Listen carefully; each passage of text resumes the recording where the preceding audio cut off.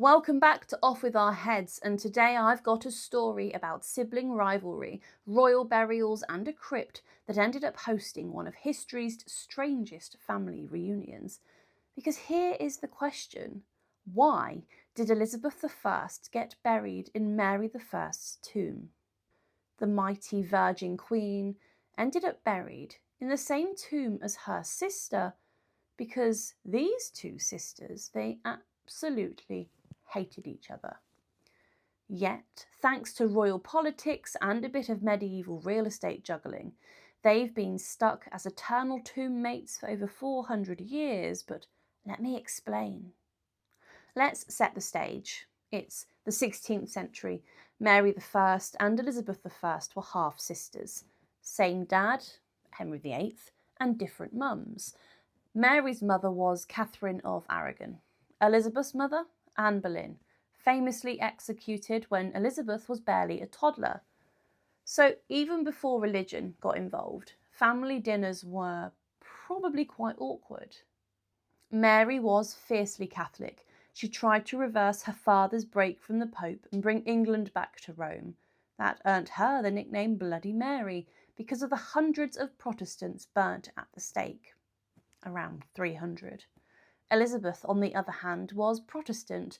Her reign firmly established England as a Protestant nation. So, two sisters, two religions, one crown, and more than a few assassination plots.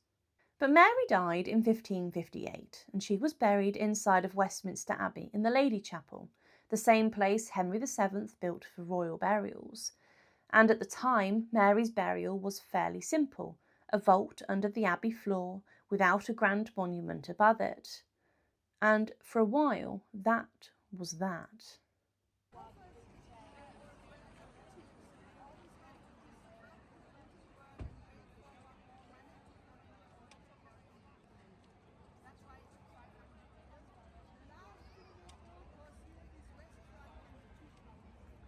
And then fast forward to 1603.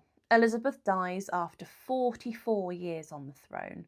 She survived plots, threats of invasion, and became one of the most iconic monarchs in English history, Gloriana, the Virgin Queen.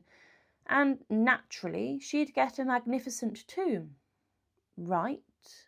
Well, sort of. But here is the part that people miss.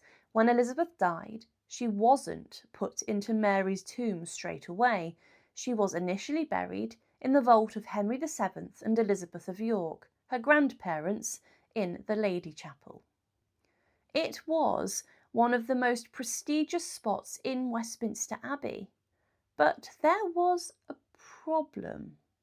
Enter James I, Elizabeth's successor, son of Mary Queen of Scots, a king with a bit of an identity crisis, Protestant in practice, but the son of a Catholic martyr, executed on Elizabeth's orders. Awkward.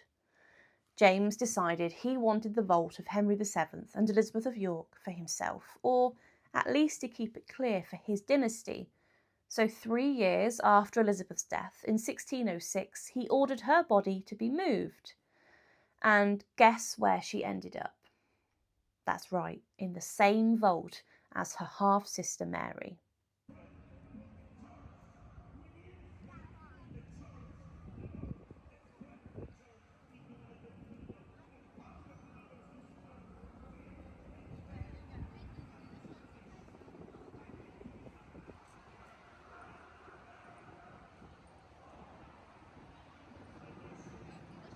So why bury Elizabeth with Mary? The first answer is space. Westminster Abbey was already crowded.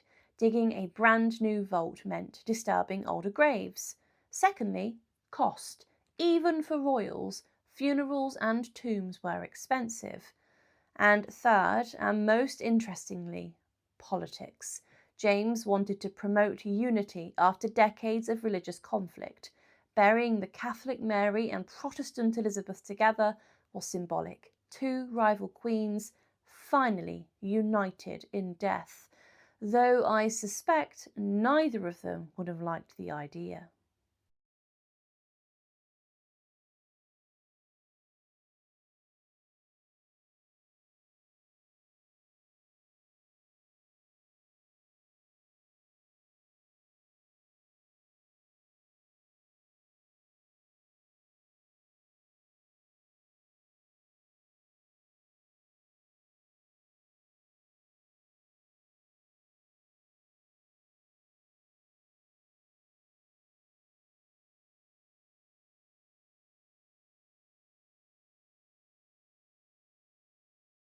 But there is one final twist.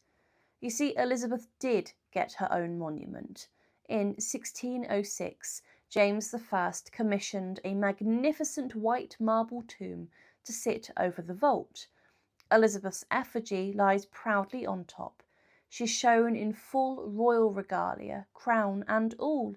But if you look at the Latin inscription, it only mentions Elizabeth. Mary? Not a single word. Royal shade carved in marble. So it wasn't until the 18th century that Westminster Abbey finally added an inscription acknowledging that Mary is buried in the same vault. So technically they're both there.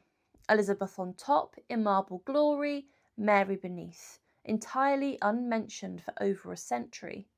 Enemies in life, stuck as eternal tombmates in death.